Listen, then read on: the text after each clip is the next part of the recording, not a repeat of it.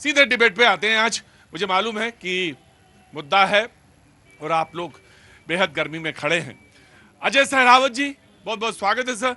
BJP का पक्ष रखेंगे, बहुत बहुत शुक्रिया, thank you so much. Tina Karamveer ji Congress का पक्ष रखेंगी, प्रोफेसर हैं, बहुत बहुत शुक्रिया, thank you so much. Vinay Kumar Singh Binnu ji Samajwadi Party का पक्ष रखेंगे, गोरखपुर से आते हैं, बहुत बहुत शुक्रिया, बहुत अच्छा बोलते हैं, थैंक यू सो मच भैया। जय, बैठिए। मोहम्मद फैज खान साहब राजनीतिक विश्लेषक, बहुत बहुत शुक्रिया, thank you so much. Pushpendra Shrivastava ji Aam Aadmi party का पक्ष रखेंगे, बहुत बहुत शुक्रिया पुष्पेंद्र भैया, thank you so much. Amber Zaidi राजनीतिक विश्लेषक हैं, बहुत बहुत शुक्रिया Amber, thank you so much. Mohammad Islam साहब बहुत बहुत शुक्रिया, thank you so much. Auto वाले Upadhyay ji thank you so much. बातचीत का सिलसिला शुरू करते हैं। बहस पिछले एक महीने से या कहें सवा महीने से एक जगह हो रही है। बीच में एक दो टॉपिक जरूर आए जब मुद्दा बदला, लेकिन मोटे तौर पे वही रही। लेकिन आज मैं बहस का रुख दूसरी तरफ ले जाता हूं। यकीनन सारे लोग बोलना चाहते हैं, उसमें बात करना चाहते हैं, विकास की बात करना चाहते हैं, 11 सालों के पूरे उपक्रम पे बात करना चाहते हैं, मोदी सरकार के 11 साल पे बोलना चाहते हैं। बहुत सारे लोग हैं जो ये चाहते हैं कि ये कहा जाए, ये बोला जाए। ठीक है, वो मुद्दे भी इंपॉर्टेंट हैं, ये भी बहुत इंपॉर्टेंट है। 11 साल पे बहुत सारी बातें हैं। बहुत सारे लोगों को मैं आज जो यहाँ पे बोलना चाहते हैं मैं उनको जरूर याद करूंगा, जो बोलना चाहते हैं यकीनन वो बोले। कहां से आना हुआ आपका? महाराष्ट्र में कहां से? नागपुर से, बहुत बहुत शुक्रिया। आपका जनाब कहां से हुआ? ओखला से, बहुत बहुत शुक्रिया। क्या नाम है साहब? मोहम्मद यामीन। आगे आइए यामीन, मोहम्मद यामीन आगे आइए, बहुत बहुत शुक्रिया। एक छोटा सा बातचीत रख देता हूं, उसके बाद मैं आप सारे लोगों को आमंत्रित करता हूं। 11 साल की चर्चा या 11 साल की पूरे लेखा जोखा जो है उस पर बात है। एक भारत श्रेष्ठ भारत की संकल्पना जो है, जो तस्वीर है, वो इन 11 सालों में साकार होती है, ऐसे बीजेपी का कहना है। इन 11 सालों में एक भारत श्रेष्ठ भारत की जो संकल्पना है, वो उसकी एक तस्वीर जो बनती है वो साकार होती है। वो कहते हैं कि इस तस्वीर की जो संकल्पना है वो साकार इसलिए होती है, वो इस तरह से वाजिब हुई कि हमने पहली बार संविधान दिवस भी मनाया। हमने सिर्फ संविधान के बारे में नहीं कहा, हमने उसको वहां पे प्रतिष्ठित भी किया और हमने पहली बार संविधान दिवस के तौर पे हमने संविधान दिवस भी मनाया। बातचीत के सिलसिले को आगे बात करते हैं। एक नारा है जो उन्होंने दिया, एक बात है उन्होंने जो कही सरकार की तरफ से, और वो ने कहा कि सबका साथ और सबका विकास और सबका विश्वास। ये बात है, यहां से बात शुरू करते हैं और यहीं से बातचीत का सिलसिला। 11 साल का मसौदा, आप सारे लोग मौजूद, बातचीत के सिलसिले को शुरू करते हैं। सबसे पहले मैं कांग्रेस को मौका देता हूं। 11 साल पे पहले आपका क्या रुख? जी, आपने कहा संविधान दिवस मनाया गया, मनाएंगे ही। 400 पार का नारा दिया था, 240 पर विपक्ष ने लाके पटक दिया, तो संविधान दिवस मनाना तो इनके लिए मजबूरी है। इनको कोई शौक नहीं है, तो संविधान को मानने वाले लोग ही नहीं है। ये तो संविधान की हमें याद होगा कि किस तरीके से इतिहास में ये लोग प्रतियां जलाते थे। ये लोग बाबा साहब क्या हो, बाबा साहब का लगातार पुतले फूंकते थे, अपमान करते थे। आज इनको बाबा साहब भी याद आ रहे होंगे। ये भी नहीं भूलेंगे कि संसद के अंदर जिस तरीके से बाबा साहब की मूर्ति को, स्टैचू को इन्होंने पीछे सरका दिया है, वो तो उस पर तो बात पूछी जाएगी इनसे।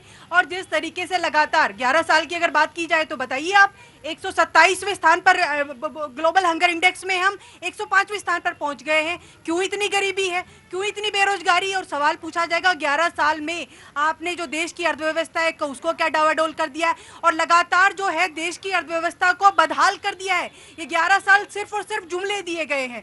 11 साल कोई किसी युवा को नौकरी नहीं दी गई। 2 करोड़ का वादा किया गया था, 15 लाख नौकरियां दी जाएंगी, 100 स्मार्ट सिटी बना दी जाएंगी, किसानों की आय दुगनी कर दी जाएंगी। कौन सा ऐसा वादा है जो भारतीय जनता पार्टी ने पूरा किया? सिर्फ और सिर्फ जुमले दिए और वोट हासिल किए, और हासिल जनता को कुछ नहीं। ये ओपन रिमार्क है कांग्रेस का। 2 करोड़ नौकरियां, गरीबी से कहां किसको निकाला? दूसरा ये कहते हैं कि आपने बातें की, और वो बातों के लिए एक शब्द इस्तेमाल करते हैं, अगर मैं ठीक से करूं, आपने कहा जुमला, बिल्कुल, तो आप एक शब्द इस्तेमाल करते हैं और वो ये विपक्ष इस्तेमाल करता है। बहुत जल्दी में हो आज, क्या की कहीं जाना है? क्या है हुआ? बहुत जल्दी में हो? बाबा साहब अंबेडकर की पहली बात ये बात करते हैं तो बाबा साहब अंबेडकर के संविधान की हत्या करने वाले और बाबा साहब अंबेडकर को एक बार नहीं देशवासियों दो बार चुनाव में हराने वाली कांग्रेस पार्टी आज बाबा साहब अंबेडकर की बात करती है, क्योंकि सत्ता से बाहर हो गई है। सत्ता में आ जाएंगे ना तो फिर वही करने लगेंगे। हिंदुस्तान के प्राकृतिक संसाधनों पर पहला अधिकार अल्पसंख्यकों का है। ये वही लोग हैं और आज बाबा साहब अंबेडकर की बात करते हैं। एक बात और कहना चाहता हूं, इसी कनॉट प्लेस में 2014 से पहले देशवासियों याद करो, जितने कोने होते थे वहां क्या किया जाता था? थूक दिया जाता था, पेशाब कर दिया जाता। आज देखिए पूरे कनॉट प्लेस में, पूरे दिल्ली में हर जगह स्वच्छता पर जोर दिया गया है और फ्री शौचालय स्वच्छता अभियान के तहत मोदी सरकार ने दिया। गांव में मेरे देश की महिलाएं खुले में जाती थी, देश बदला। वो बीमार बच्चा जो हर बार बीमार होता था, बीमारी से मुक्त हुआ है। तो ये है स्वच्छ भारत और ये भारत मोदी। एक मौका कांग्रेस को और देन शहरावत साहब आज मौजूद हैं बीजेपी के लिए रिस्पॉन्ड करने के लिए। नहीं, सिर्फ बोलने के लिए मत बोला करिए, थोड़ा बहुत पढ़ भी लीजिए। वर्ल्ड बैंक की रिपोर्ट क्या कहती है? आप जाइए ना, आदिवासी दलितों के यहाँ कितना स्वच्छ पानी मिल रहा है बताइए आप। कितने आदिवासियों के ऊपर पेशाब कर दिया जाता है। क्या नरेंद्र मोदी साहब ने एक भी ट्वीट किया? क्या एक भी बार आकर स्टेज पे बोला? सिर्फ आप दलितों के, आदिवासियों के पैर धो देंगे, उससे क्या विकास हो जाएगा? उससे सामाजिक न्याय हो जाएगा? इस तरीके की बातचीत मत करिए। बताइए आपने आदिवासी दलितों के लिए कितना विकास किया है और कितना उनको फेलोशिप दिया है, कितना उनको मुख्य धारा में जोड़ा है। आपसे सवाल पूछा एक मिनट देखो, कोई सम्मान मैं तो भारतीय जनता पार्टी मोदी सरकार ने किया है, पैर धो करके। एक मिनट, ये राहुल गांधी नहीं है, ये एक चाय वाला है जिसने सम्मान दिया है उस दलित परिवार को। उसको सोचना पड़ेगा। भैया मैं बोल लूं?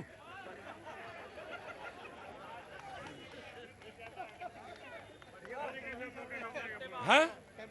कैसे मौका मिलता है? आप तो बोलते रहे। नहीं, हमने कहा कि हम बोल रहे हैं। अगर मतलब वो कहानी सुनी है ना तुमने, एक चूहिया थी, फिर उसको उन्होंने किया, फिर ये किया, फिर ये बनाया। चुपचाप बैठो। नहीं याद आ गया ना? हाँ, होशियार आदमी हो। हाँ, डिबेट के नियम है कुछ। यकीनन इस डिबेट का एक उसूल है, डिबेट में चाहे कोई हो, चाहे ऑटो हो, चाहे यूनिवर्सिटी में प्रोफेसर हो, बोलने का अधिकार सबको बराबर का। सबको कहां से आना हुआ भैया? राजस्थान से। मैं समझ गया था राजस्थान से आए हैं। ये बड़ा जबरदस्त पहने। ये क्या पहने यार? दांत है काहे का? ऊंट का। अच्छा, ये ऊंट का दांत पहनने से क्या होता है? कुछ नहीं होता, बस ऐसे पहन रखा। अच्छा, पहना ऐसा डिजाइन में ऊंट का दांत। तांत्रिक है। थोड़ा मुझे मालूम है गर्मी बहुत ज्यादा है और ये बातचीत नहीं करेंगे तो बातचीत चलेगी नहीं आगे। जी, मैं कह रहा था कि बोलने का अधिकार सबको है, बराबर का है। चाहे आप ऑटो चलाते हो, चाहे यूनिवर्सिटी में प्रोफेसर हो। इन्होंने 2-3 सवाल पूछे कि गरीबी के बारे में पूछा, इन्होंने बोला कि आपने रोजगार की बात कही थी, इन्होंने कहा कि सिर्फ आप कहते हैं कि आप दलितों के और संविधान की बात, लेकिन आप असल में नहीं करते हैं। देखिए, पहली बात तो मेरी कांग्रेस प्रवक्ता ने आकर के यहाँ बड़ी बड़ी बातें संविधान के बारे में कही, तो मुझे लगता है ऑटो वाले भाई ने साफ साफ कर दिया कि कैसे बाबा साहब को इन्होंने लोकसभा में आने से रोका। तो वो इस बात का जीता जागता सबूत है कि कैसे और कौन बाबा साहब के खिलाफ है और कौन बाबा साहब के साथ। इमरजेंसी देश में आपने लगाने का काम किया, तो मुझे बताने की जरूरत नहीं है संविधान का दुश्मन कांग्रेस है या कोई और है। आपने ही इस देश में इमरजेंसी का काला धब्बा इस देश में लगाया है।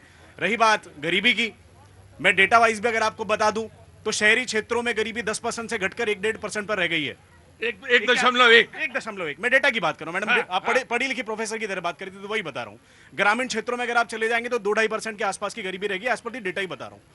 81 करोड़ लोगों को अनाज हम घरों में पहुंचा रहे हैं। पहले इस बात को ये नकारते थे, अब हमने वो अनाज पहुंचा करके उन लोगों की गरीबी को तो मिटाया है।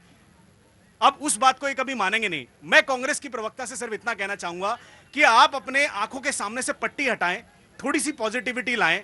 अपने राहुल गांधी जैसे नेता की तरह हमेशा नेगेटिव बातें, देश के बारे में नकारात्मक सोचना बंद करें। एक बार उठा करके देखिए, ईज ऑफ डूइंग बिजनेस 126 से आकर 65 पर आ गया है।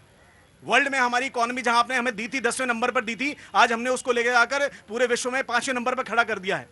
उसी हाईवे पर आप यात्रा निकालते हैं आपके नेता और लेह लद्दाख जाकर बर्फ में खेलते हैं और आप हमसे आके कहते हैं कि भाजपा ने किया ही क्या। मतलब मुझे लगता है कांग्रेस को शर्म आनी चाहिए ये कहते हुए, भाजपा पर आरोप लगाते हुए।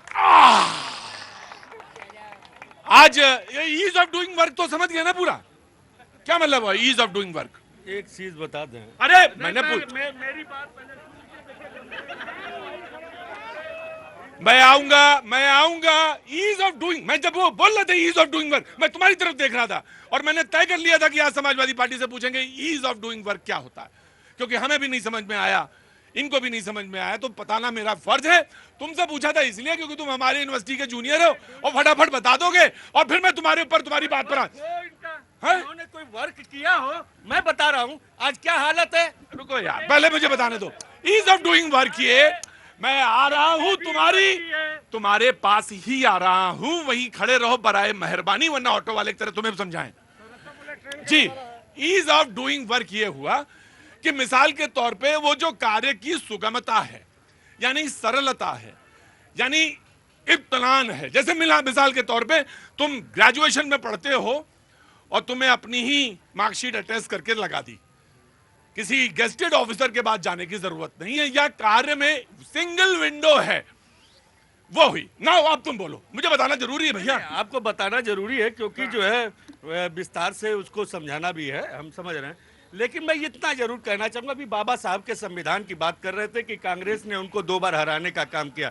ये क्यों भूल जाते हैं कि आजादी के बाद अगर बाबा साहब का किसी ने पुतला फूका था, बार बार उनका विरोध किया था, यही संघ के लोग। बाबा साहब का पुतला? बिल्कुल, बाबा साहब का पुतला इन्होंने, बाबा साहब भीमराव अम्बेडकर का। कैसे नहीं अरे आप मानेंगे नहीं, ये लोग वर्ण व्यवसाय आश्रम के लोग हैं। ये लोग वर्ण व्यवसाय आश्रम के लोग हैं जो मनुवाद संस्कृति को ये लोग लाना चाहते हैं हिंदुस्तान के अंदर। आज कहाँ है? अच्छा एक मिनट बिल्कुल कहूंगा मैं, मनुवाद और वर्ण आश्रम, हाँ, व्यवसाय आश्रम के ये लोग सदस्य हैं। कौन? यही लोग। वर्ण व्यवस्था आश्रम के ये लोग पोषक हैं। मैं बोल देता हूं, तुम्हारी बात आगे रख देता हूं। ये वर्ण व्यवस्था के पोषक। और एक रुको, मुझे एक बात तो कहने में कहीं निसंकोच कह सकता हूं, कोई भी बात, और वो ये भीमराव अंबेडकर के बारे में जो आपने बोला, भारत रत्न, वो संभव तो नहीं है, लेकिन आपने कहीं देखा हो तो अगर आपने रिपोर्ट, मैं देखिए आप बहस करिए, मैं कह रहा हूं एक बात, अगर आपने कहीं देखा है, उदाहरण है, अभी भी वो उदाहरण है, आप दे सकते हैं, उसको वेरीफाई कर सकते हैं, रिपोर्ट लिखवाइए और उसको जेल के अंदर करिए, जो ऐसा काम करता है गणितकार, इनको क्लैरिफाई। देखिए, इस तरह का जाति सूचक शब्द कहना बाबा साहब अम्बेडकर के लिए मुझे लगता है गलत है। ये इस तरह का झूठ और भ्रामक कम से कम इंटरनेशनल और नेशनल टेलीविजन पर ना फैलाएं। दूसरी बात, इनका बार बार आक्षेप जातिवाद पे आता है। मैडम भी थोड़ी पहले ट्राइबल की बात करी थी। मैं इनको बता दूं कि पहली बार अगर ट्राइबल इंसान राष्ट्रपति बना है तो इसी भारतीय जनता पार्टी की सरकार में बना है। आज माननीय मुर्मू जी देश की राष्ट्रपति हैं, जो कि एक ट्राइबल नेता हैं। आज उपराष्ट्रपति हैं, वो एक ओबीसी नेता है। आज प्रधानमंत्री है, वो ओबीसी नेता है। आज वो जमाना चला गया जब प्रधानमंत्री एक घर से आता था और उसी घर में प्रधानमंत्री की छत्र छाया रहती थी। इसीलिए इनको आज ये दर्द का कांटा चुभता है। अरे परिवार बात पे है, मुझे मालूम है तुम्हें दिक्कत हुई, आ रहा हूं।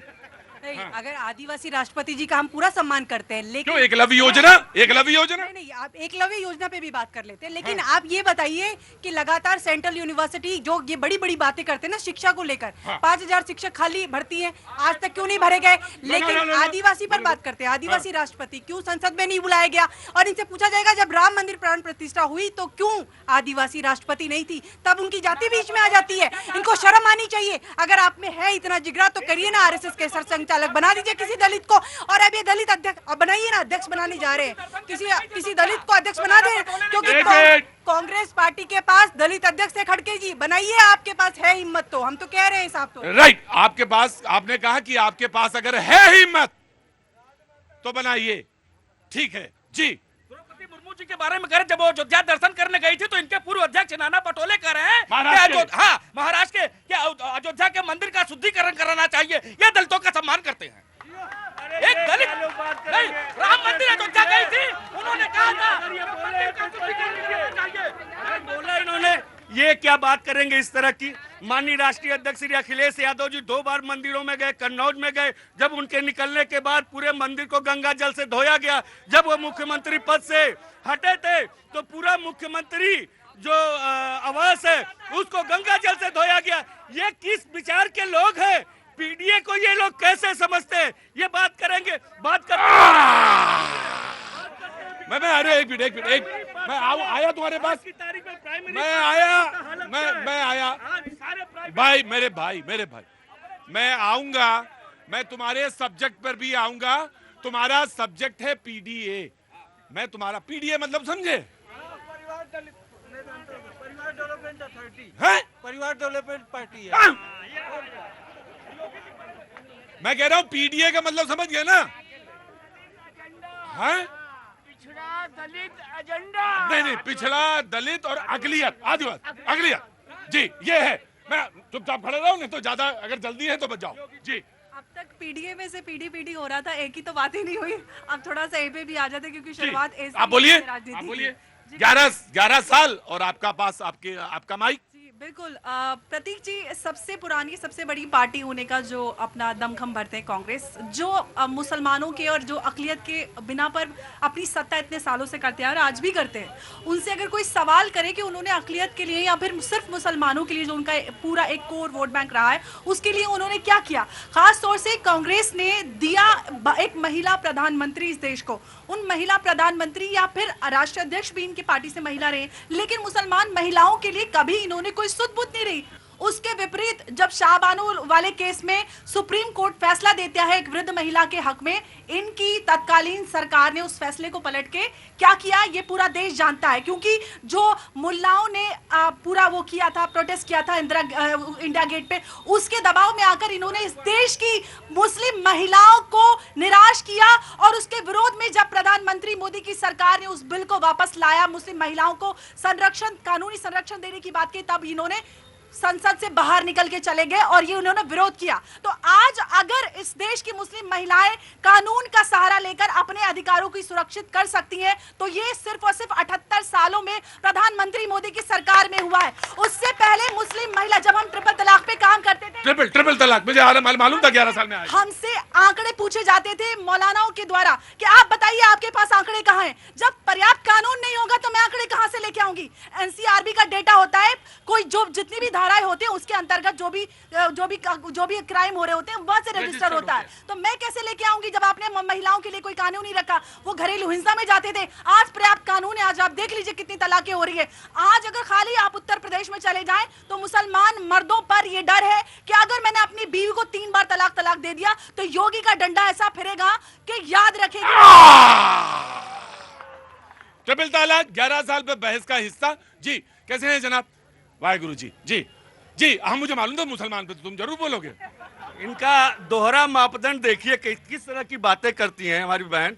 अभी गिरिराज सिंह ने मुसलमानों के प्रति उनकी क्या कहते थे। यही हमारे माननीय मुख्यमंत्री जी जब मुख्यमंत्री नहीं थे तो गोरखपुर के अंदर जब चुनाव लड़ते थे तो मुसलमानों के प्रति इनका क्या रवैया था। यही इनके एक जो है बहन सोफिया के खिलाफ, क्यों उस मुसलमान थी, उन्होंने कह दिया आतंकवादी की बहन है। इन लोग मुसलमानों के प्रति ये कैसा घृणित मानसिकता रहते हैं वो सभी लोग जानते हैं। लेकिन मैं जो कहना चाह रहा था, आपने कहा 11 साल में जो विकास हुआ है, आप ये देखिए कि जितनी भी, अरे मैंने ये कहा कि अगर तुमको लग रहा है तो बताओ, नहीं लग रहा हूँ।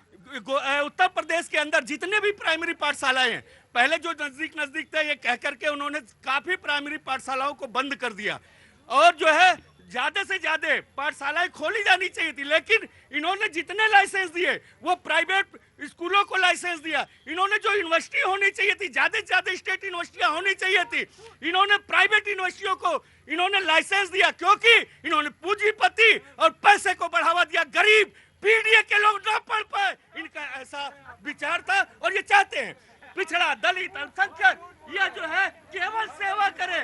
और ये जो बड़ व्यवस्था का आश्रम के लोग हैं, मनुवादी विचारक है, यही लोग केवल सत्ता में रहे और यही लोग केवल ऊंचे पदे पर रहे। पीडीए के लोगों को ये आगे बढ़ने नहीं देना चाहते हैं। राइट। गजब है ये वर्ण व्यवस्था वाली और मनुवादी खुद है। तुम भैया क्या हो? मैं हूँ ठाकुर बीपी। मैं बस यही क्षत्रिय कर्तव्य होता है कि पिछड़ा दलित अल्पसंख्यक शोषित वंचित जितने लोग हैं उनकी रक्षा करना, उनको आगे बढ़ाना, तो जाकर के असली क्षत्रिय तो समझ में आता है। जी वाह क्या बात है, वाह वाह वाह वाह वाह वाह वाह। जी समाजवादी पार्टी वाले पीढ़ी की बड़ी बात करते हैं और पिछड़ों की बात करते हैं। मैं बता दूं, ये कितने सालों से मुलायम सिंह जी भी सरकार में रहे, कांग्रेस के साथ अलायंस में भी रहे, इन्होंने पीढ़ी के लिए क्या किया? अगर पहली बार किसी ने ओबीसी कमीशन को कॉन्स्टिट्यूशनल करने का काम किया तो मोदी सरकार ने किया। अगर पहली बार नवोदय कॉलेज के अंदर अगर कोटे का ओबीसी का रिजर्वेशन का प्रावधान किया तो मोदी सरकार ने किया। अगर आज केंद्रीय विद्यालय में ओबीसी के बच्चे पढ़ सकते हैं रिजर्वेशन के तहत तो मोदी सरकार के तहत पढ़ सकते हैं। और तो और मेडिकल नीट की परीक्षा के अंदर भी अगर किसी ने ओबीसी रिजर्वेशन को अप्लाई करने का काम किया तो मोदी सरकार ने काम किया। इन्हें शर्म आनी चाहिए ऐसे नेता को बोलते हुए जो इनको बच्चों को पढ़ाने के लिए आज उसने हर काम किया है। भाई देखो ये गलत कर रहे हैं ना, कैसे कर देंगे ये? अरे सुनो, इस जब ये मेरी बात सुनो 7 बजे के बाद शो खत्म हो जाएगा, उसके बाद पहलवानी होगी, अखाड़ा लगेगा, यहीं खोद देंगे अखाड़ा। इन सब की तकलीफ सिर्फ इतनी सी है कि मेरे परिवार का आदमी प्रधानमंत्री क्यों नहीं है और मेरे परिवार का आदमी मुख्यमंत्री आज की डेट में क्यों नहीं है, और कहां से एक चाय वाला देश का प्रधानमंत्री बन गया जो देश को आज इतनी आगे ले जा रहा है कि इनकी राजनीति बिछड़ती जा रही है, शून्य होती जा रही है और हर जगह से निपटते जा रहे हैं। इनका दर्द इतना सा है कि एक चाय वाला देश का प्रधानमंत्री है और देश को आगे से ले जा रहा है, सक्षम बना रहा है, बढ़िया बना रहा है और इस देश को तगड़ा बना रहा है। आप जब मैं अगली बार तुम्हारे पास आऊंगा तो सवाल ये पूछूंगा, अभी बता दे रहा हूं, पेपर आउट, नकल होती है, नकल होती थी, नकल है। मैं सवाल पूछ रहा हूं, अगली बार मैं पूछ रहा हूं भाई, आप बिल्कुल आप इतना कहां पर गला गए? मैं आपसे ये पूछ रहा हूं, पार्टी का प्रेसिडेंट आप उसी मनुवादी सोच, हंसो ना मुस्कुराओ ना, है उसी मनुवादी से, उसी सोच से किसको बनाने जा रहे हैं समाजवादी पार्टी में? ये तत्काल रूप से मुझे बताइएगा। आम आदमी पार्टी 11 साल, आपके विचार? देखिए, अभी हमारे भारतीय जनता पार्टी के मित्र कह रहे थे कि ईज ऑफ डूइंग बिजनेस, उसको आप समझा रहे थे, लोग समझ नहीं पाए। उसका मतलब ये होता है कि कहीं पे भी किसी जगह पे बिजनेस करना बहुत आसान होना, काम करना बहुत आसान होना, ये कर दिया मोदी सरकार ने। मैं ठीक हूं? यही बात है। हाँ जी। अब कितना ठीक कर दिया, मैं उसका एक उदाहरण देता हूं आपको। इतना ठीक कर दिया कि मेहुल चौकसी खूब बढ़िया बिजनेस किया और फरार हो गया। विजय माल्या ने जबरदस्त बिजनेस किया, उसके बाद अरुण जेटली जी, स्वर्गीय अरुण जेटली जी को बताया कि भैया मैं तो जा रहा हूं, आप देख लेना, वो फरार हो गया। ये आप ईज ऑफ डूइंग बिजनेस इसको कहते हैं क्या? मेहुल चौकसी, नीरव मोदी, विजय माल्या, ललित मोदी सारे बाहर बैठे हुए हैं। एक मिनट, सारे बाहर बैठे हुए हैं, आप एक आदमी को पकड़ के नहीं लाए। आप कहते थे, 11 साल की बात कर रहे हैं, आप कहते थे हम विदेशों से काला धन ले आएंगे। आप तो हिंदुस्तान का जो धन लेके भाग गए उनका नहीं वापस लेके आए। क्या ईज ऑफ डूइंग बिजनेस? आप बताइए। ईज ऑफ डूइंग बिजनेस का मतलब सबको सरल भाषा में समझा देता हूं, क्योंकि बिजनेस करने का आर्ट अब देश में सबको है और सब उस काम धंधे के पार्टिसिपेट कर रहे हैं। आज की डेट में आपके जनधन अकाउंट खुले 50 करोड़ से ज्यादा। जनधन अकाउंट जब आपका खुला, आप पहली बार बैंकिंग व्यवस्था में आए, जब आपके पास खाता होगा तभी आप लोन लेने के लिए एलिजिबल होंगे। आज की डेट में 43 करोड़ लोन दिए जा चुके हैं मुद्रा योजना से, जिसके अंदर जो बेनिफिशियरी हैं वो 60% सिर्फ महिलाएं, SC, ST और OBC समाज के लोग हैं, जिसके अंदर आप सुन लीजिए, ये जो लोन है ये हर उस दबे कुचले और वंचित समाज के पास गया है जिसको आपने कभी बैंकिंग व्यवस्था से जोड़ा ही नहीं था। आज वो आदमी लोन ले सकता है, आज वो आदमी अपना काम कर सकता है, लेकिन आपका क्या करें, इतने पिछले सालों में आपने उनको बैंकिंग व्यवस्था से नहीं जोड़ा, आपने उनको खुले में छोड़ दिया। आज अगर ईज ऑफ डूइंग बिजनेस की मैं बात कर रहा हूं, अगर कांग्रेस के समय पर आप उठा करके देखेंगे, मात्र 2000 से ज्यादा स्टार्टअप का डेटा आपको नहीं मिलेगा, लेकिन मैं आपको गारंटी से कह रहा हूं 1.25 लाख करोड़ स्टार्टअप भारतीय जनता पार्टी की सरकार में बने, जिसमें से 100 यूनिकॉर्न खड़े हुए। अब मैं इनको यूनिकॉर्न समझा दूं क्योंकि समझ में नहीं आएगा, आम आदमी पार्टी वाले हैं। यूनिकॉर्न का मतलब होता है 100 ऐसे बिजनेस जो पिछले लोगों को बता रहे हैं, आपका नाम ले रहे हैं, बता लोगों को रहे, मतलब 100 ऐसे बिजनेस जो $1 बिलियन से ज्यादा की वैल्यू के नापे गए। ये 2014 से लेके 25 में संभव हुआ, ये भारतीय जनता पार्टी की सरकार में संभव हुआ, जिसमें ना जाने कितनी फॉर्मल और इनफॉर्मल करोड़ों जॉब्स क्रिएट हुई हैं, जिससे आप सब लोग जुड़े हैं। ये सच्चाई है जिसको ये आपसे छुपाना चाहते हैं। अपनी नकारात्मक की लड़ाई को बंद कीजिए। आज एक सरकार काम कर रही है, कभी कभी तारीफ करना भी सीखिए। राइट। मैं एक जना रह गया, बस एक जना रह गया जी। जनाब अली, योर टर्न। बिस्मिल्लाह, जिसको हाथ उठाना है उठाएगा, मैं बोलेगा जी। बिस्मिल्लाहिर्रहमानिर्रहीम। रब्बि इश्रह ली सदरी व यस्सिर ली अमरी वहलुल उक़दतम मिन लिसानी यफ़क़हू क़ौली। अस्सलाम वालेकुम रहमतुल्लाहि व बरकातहू। भारत माता की जय। देखिए, प्रधानमंत्री प्रधानमंत्री श्री नरेंद्र मोदी जी ने 11 साल में क्या क्या किया ये बताने लगूं तो 11 दिन की कथा हो जाएगी। 2 पॉइंट मैं आपको बताऊंगा महाराज। जिसको विपक्षियों ने असंभव कहा था वो 2 पॉइंट बताऊंगा कि 370-35 से हट गया तो ऐसा क्या करते हो? ऐसा क्या करते हो? ये ऐसा क्या करते हो? हाँ, क्या? अरे तो कर लेते ना। ये ऐसा करते हो? हाँ, अजीब आदमी हो तुम। हाँ, 370 हटा लेते। तुम हटाओगे जब आओगे। बिल्कुल हटेगा। ये फिर लग हटेगा। हैं? हटा है ही है, उसमें हटाना क्या है? और था ही कब? तभी मैं इनसे पूछ लेता हूँ। तभी मैं पूछ लेता हूँ ईज ऑफ बिजनेस क्या है।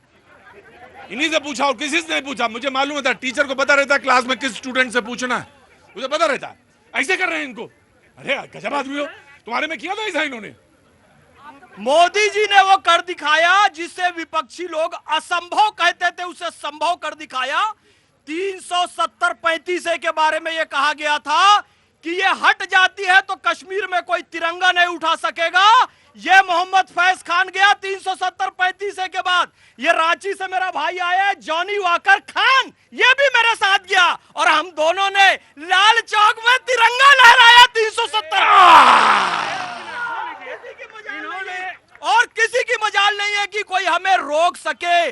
आज भैया कश्मीर का लाल लाल सेब हो, पश्मीना शॉल हो, केसर हो, आज खुलकर पूरे भारत और पूरी दुनिया में बिक रहा है। आप जेएनयू जाकर देखिए, आप जामिया जाकर देखिए, आप डीयू जाकर देखिए, कश्मीर के विद्यार्थी आ रहे हैं और शान से यहाँ पढ़ाई कर रहे हैं। और सुनिए, और एक मिनट। अरे ओहो, आज आगे फिर अगली बार सोचेंगे। मैं तुमसे कह रहा हूं तुम्हारा दिमाग सिर्फ प्लाट तक ही जाएगा। तो क्या हो गया? यहाँ बहस चल रही है और इनका दिमाग सिर्फ तुम्हारा प्लॉट तक रहता है। तुम्हारा दिमाग प्लॉट तक जाता है। और मैं प्लॉट प्रॉपर्टी बना लो। हम तो पहला असंभव काम जो पहला कहा था कि 370-35 से नहीं हट सकती, हट गई।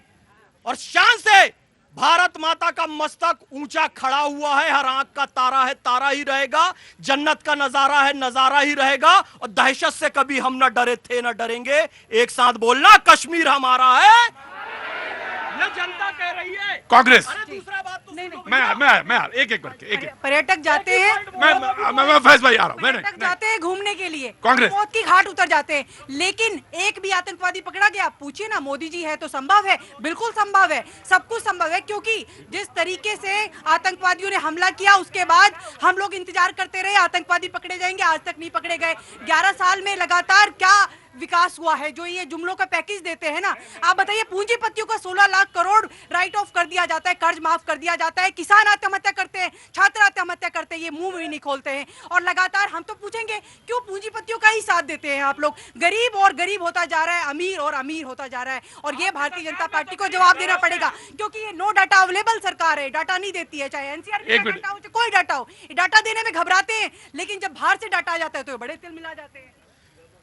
कांग्रेस की बहन ने कहा कि हमने क्या जवाब दिया पाकिस्तान को। मैं पहले आप सबको बता दूं, 26/11 कांग्रेस के समय हुआ था और आपको ध्यान होगी फौज तैयार थी हमले के लिए, लेकिन मजाल इनका लीडरशिप उनको ऑर्डर दे दे। आप सब अखबार खंगा लीजिएगा, टीवी खंगा लीजिएगा, 26/11 के बाद कोई भी इस देश की तरफ से अटैक आपको वहां नहीं मिलेगा। अगर पुलवामा हुआ तो सर्जिकल स्ट्राइक हुई, घर में घुस के मारा है। अगर पहलगाम हुआ तो उनकी न्यूक्लियर साइट तक को भी पता है कि भारत बम मार रहा है। दुम दबा के घरों में छुप के बैठे थे। पाकिस्तान की हालत खस्ता हुई पड़ी थी। आज इंडस वाटर ट्रीटी कैंसिल है। आज आपका देश घर में घुस के भी मार रहा है, आंख भी दिखा रहा है और ग्लोबल स्केल पर उनको तार तार करने का भी सारा काम कर रहा है। आपकी तरह नहीं है कि पहले कहीं भी बम ब्लास्ट हो जाते थे, कोई रिएक्शन नहीं, 26/11 हो गया, कोई रिएक्शन नहीं। आज की सरकार फौज के साथ खड़ी है और फौज के मनोबल के साथ खड़ी है। राइट। अब आम आदमी पार्टी प्रतीक जी देखिए, इतनी बड़ी बातें कर रहे हैं, आज तक पता नहीं चला कि पहलगाम के जो हमलावर थे आतंकवादी, उनका कुछ भी पता नहीं है कि वो कहाँ हैं। हमारी सरकार नहीं पता कर पाई। पुलवामा की बात कर रहे हैं, 300 किलो आरडीएक्स हमारे देश के अंदर आ जाता है बीचों बीच में, आज तक उसकी जांच नहीं कर पाए, उसका पता नहीं कर पाए ये कि वो आया कैसे। अब बात कर रहे थे अभी बिजनेस की, 16 लाख करोड़ उद्योगपतियों का लोन माफ किया है, और एक हमारा गरीब किसान अगर 1000-2000 रुपए भी उसका लोन होता है तो उसके घर जाते हैं अफसर और उसको दबोच के पकड़ के ले आते हैं। लेकिन जो 16 लाख करोड़ लेके भागे हैं उनके ऊपर आज तक कोई कार्रवाई नहीं हुई। एक सेकंड 1 by 1 ये आम आदमी पार्टी के वक्ता, प्रवक्ता और नेता एक फ्रॉड फैक्ट्री है। ये इतने बड़े झूठे हैं, इसीलिए दिल्ली से साफ हुए। अगर मैं पूछ लूंगा दिल्ली सरकार में कितनी नौकरियां क्रिएट करी, कोई डाटा नहीं होगा। मैं बताता हूं, अभी तो दिल्ली सरकार से साफ है। मैं बता रहा हूं। क्या कितनी नौकरी है? देखिए, हमने बस मार्शल्स नियुक्त किए थे, उनको तक हटा दिया इन्होंने। अबे कल, अरे सर, बस मार्शल इनकी सरकार में हड़ताल कर रहे थे और अब बस मार्शल को हटाया गया था। देखो झूठ मत बोलिए। अरे मेरी बात सुनिए, इन्होंने जो उद्योगपतियों की बात की, विजय माल्या, नीरव मोदी को कांग्रेस की सरकार में उनको लोन दिया गया। भारतीय जनता पार्टी की सरकार आई तो उनके संपत्तियों को जब्त करने का पहला प्यारा सा कानून बना देश में। जो लूट करके जाते थे उनकी संपत्तियों पर कुर्की नहीं होती थी, मोदी सरकार ने उनकी संपत्तियों पर कब्जा किया है। एक बात और कहना चाहते हो, आप पैसे की बात करते हो, आप दिल्ली में आए थे, धन की बात कर रहे हो। आप आए थे दिल्ली में विकास करने के लिए, आप आए थे फ्रॉड आदमी। इसलिए बोलूंगा मैं कि ये कहते थे बंगला नहीं लूंगा, गाड़ी नहीं लूंगा, और यहाँ जो फ्रॉड गिरी करके जनता के बीच में जाने वाले आज बंगला और गाड़ी सब कुछ लेकर के और ओछी और घटिया राजनीति करने लगे हैं। एक पॉलिटिकल पार्टी को रोक करके इस तरह से आप डिबेट नहीं कर सकते। भाई देखिए, एक बात आप ऐसे नहीं बीच में बोल सकते हम। नहीं, उसके बाद आप शीला दीक्षित के खिलाफ आंदोलन करके आए थे, आप आंदोलनकारी थे, जनता के लिए आए थे, क्यों एक आदमी के लिए चले लगे, क्यों शराब बेचने लगे आप? जो आप बंगला बनाने कमाल लगे। कर रहे हो। हमने बस मार्शल्स तैनात किए, सिटी उनको बसों में लगाया, हमने सिविल डिफेंस। वो ये कह रहे हैं कि हड़ताल तो पहले शुरू हो गई थी। सर सुनिए, हम तो उनको उनके भाई वो ये कह रहे हैं, मेरी बात सुन लीजिए। अरे भाई सुन तो लीजिए। इन्होंने कहा कि मार्शल की हड़ताल पहले शुरू हो गई थी और जो मस्जिद में आपने मौलवी लगाए थे उनकी भी हड़ताल पहले शुरू हो गई थी, जिनको पैसा दे रहे थे आप। भारतीय जनता पार्टी के लोगों के पैर पकड़े हैं हमारे नेताओं ने जाकर के कि बस मार्शल्स को लागू रखवा लीजिए, या आप इनको दे दीजिए। भाई तुमको वहां जाके बैठो ना तुम। झूठ बोलेंगे तो क्या तो तुम ही बड़े हरिश्चंद्र हो, वहां पर रहो, वहां जाओ। कितना फ्रॉड किया है। भगाई दे तुम्हें क्या? मुझे लग रहा है 15 लाख इनके खाते में आ गए हैं, मोदी जी ने भिजवा। देखो नहीं, बिल्कुल नहीं दोगे, तुम वहां जाओगे। और ये अभी बुलेट ट्रेन में बड़े चक्कर काट रहे हैं, इसलिए बहुत खुशी के मारे उछल रहे हैं। भगा दूं क्या तुमको यहाँ से? तभी तुम्हारे चैन आएगा। अच्छी शिक्षा मिल रही है बच्चों को, अच्छा रोजगार। तुम जाते जाओ जाओ जाओ जाओ जाओ, यहाँ खड़ो चुपचाप। बड़ा हल्ला मचाते हो हैं, और रेलवे स्टेशन पर यात्री जब आता है तो ऑटो वालों के खिलाफ नहीं बोलते हो तुम कुछ? वहां ऑटो वाले कितना परेशान करते हो यात्रियों को, एक बार भी नहीं बोले तुम यहाँ पे। जाओ वहां पर जाके। सवेरे सवेरे यात्री उतरता है रेलवे स्टेशन पे दिल्ली पे, और ये ऑटो वाले 500 रुपए लगेंगे वहां तक जाने के। वहां जाके बैठो, वहां जाके बैठो, एक बार वहां जाके बैठो, वहां जाके बैठो। बड़ा आदर्शवाद बताने के लिए बहुत सारी चीजों पे बोला जाता है। जी, कांग्रेस बोल रही थी। जी, 11 साल में क्या हुआ? 11 साल में 750 किसानों ने शहादतें दी, ये नहीं भूलेगा देश। और लगातार जिस तरीके से अभी कुंभ के समय भगदड़ में कितने लोग मारे गए, कितनों को मुआवजा मिल गया, हम बार बार पूछेंगे। जो पहलगाम में आतंकवादी घटना के बाद कितने लोगों को न्याय मिल पाया? लगातार 11 साल में जो है सिर्फ और सिर्फ बातें हुई हैं, संवाद किए गए और प्रचार की एक झूठी फैक्ट्री है जो लगातार जुमलों का पैकेज दे देती है जनता को, लेकिन उन तक वादे नहीं पहुंचते। दावे किए जाते हैं कि हमने तो शौचालय बना दिए, 5 जो है 81 करोड़ लोगों को 5 किलो अनाज दे दिया। तो आप पूंजीपतियों को तो लगातार जो है बैंकों का जो उनका कर्ज है वो माफ करेंगे, लेकिन मुझे याद है जब 2004 के बाद चुनाव हुआ, दूसरा चुनाव जब 2009 में हो रहा था, तो एक स्कीम की कांग्रेस की बड़ी चर्चा थी, और वो चर्चा थी कि काम की गारंटी, और ये कहा गया था कि ये वापस लेके आई, यूपीए सरकार को वापस में लेके आई, और बहुत सारी एनालिसिस हुई थी। तो यकीनन कोई ना कोई सरकार, उस पर जनता जो बिलीव करती है उसके बाद बोलती है। तो वो बिलीव करता, जो बिलीव है, मैं चाहता हूं 11 साल पे रहे, हल्ला ना हो, आप तो बहुत अच्छी डिबेट करते हैं जी। मैं एक स्टूडेंट हूँ, एक बात बताइए, पिछले आपके टाइम पे कितनी यूनिवर्सिटीज अच्छी कंडीशन में थी, उससे बेटर आज है। रेलवेज जो आज चल रही है आपके टाइम पे इतनी खराब थी कि लोग लटक लटक के ऊपर छत पे बैठ के जाते थे। आज बुलेट ट्रेन चल रही है, वो क्यों? क्योंकि मोदी जी की वजह से। अब आप ये बताइए, आपके टाइम पे कितनी पॉवर्टी थी और आज के टाइम कितनी पॉवर्टी, जमीन आसमान का फर्क है। आपके जो नेता थे एक तरफ अरे बाबूजी, पुष्पेन जी, मालूम है मुझे मालूम है कि आप पत्रकार हैं। बुलेट ट्रेन नहीं चल रही है, लेकिन बुलेट ट्रेन के लिए प्रोजेक्ट तो चल रहा है ना। Of course, बेटा। Everything is process, in process. आपके टाइम पे क्या प्रोसेस? आपके नेता तो आके स्टेज पे बोलते थे, एक तरफ से आलू निकालो, एक तरफ से सोना निकले। अरे क्या नाम है तुम्हारा? योग्या।